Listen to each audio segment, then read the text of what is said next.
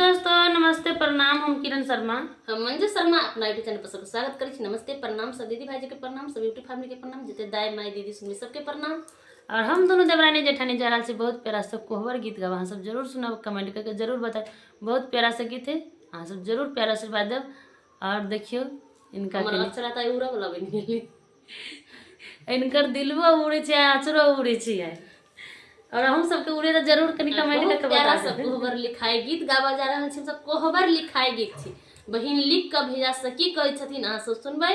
और बहुत प्यारा सा गीत है, सब जरूर सुनब। जरूर विवाह में अहाँ सबके ओहने लिखाइए कि नहीं से जरूर अहाँ सब कमेंट करके हमरा बता। हमरा सबके जब जरूर कोहबर लिखाइए। लिखाइ छै तो बहिन देखियो ने की मांग रहल छै उनका से।